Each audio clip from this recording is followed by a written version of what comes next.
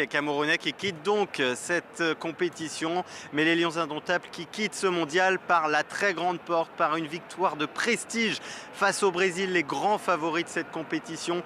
Les Camerounais qui s'en sortent dans le temps additionnel grâce à un magnifique but de Vincent Aboubakar de la tête. Les Lions indomptables qui ont pourtant été dominés durant la rencontre face à cette équipe du Brésil qui, on le rappelle, était déjà qualifiée. Il y avait 9 changements par rapport aux 11 de départ alignés par le Brésil face à la Suisse. Les Camerounais qui ont donc été dominés, qui ont eu un peu de mal à mettre le pied sur le ballon, surtout en deuxième période où les Brésiliens ont poussé, à chaque fois sauvés par leur gardien remplaçant Epassi, qui a été décisif dans cette rencontre, lui qui remplace Onana. On le rappelle, il a quitté avec fracas le groupe il y a quelques jours. Epassi qui a donc sauvé son équipe à plusieurs reprises. Et finalement, donc, ces Camerounais qui ont tenu, qui ont poussé et qui ont donc ouvert la marque en toute fin de match. Le Cameroun qui s'offre cette victoire de prestige. Le Brésil n'avait pas perdu depuis la finale de la Copa América. C'était l'an passé contre l'Argentine, des Brésiliens qui faisaient forte impression depuis le début. C'est donc un coup d'arrêt pour eux.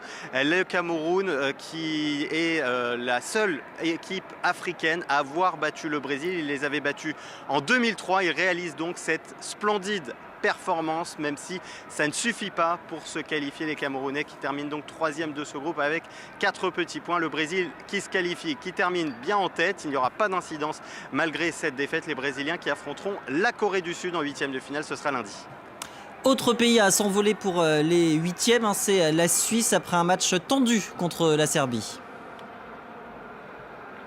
Ouais, un match très tendu, c'était la revanche entre la Suisse et la Serbie de la rencontre de 2018, déjà remportée par l'équipe suisse. Le vainqueur pouvait donc se qualifier pour les 8e de finale et c'est donc la Suisse qui file vers ses 8e de finale pour la 3e fois d'affilée après 2014, après 2018, donc 2022 pour la Nati après un splendide match. Les Suisses qui avaient ouvert la marque, mais ensuite Mitrovic puis Vlahovic sont venus égaliser puis donner l'avantage à cette équipe suisse qui finalement a pu repartir vers l'avant, notamment grâce à Mbolo et grâce à un Shaqiri qui a été décisif durant cette rencontre. Shaqiri très bon pour ce match, pour porter cette équipe suisse qui finit donc avec 2 victoires. Les Suisses qui, on le rappelle aussi, avaient bien tenu tête au Brésil avant finalement de s'incliner 1-0. Une belle équipe de Suisse défensive jusque-là qui a donc montré de très belles qualités offensives pour se qualifier. Les Suisses, eux, disputeront leur 8e de finale mardi prochain. Ce sera face au Portugal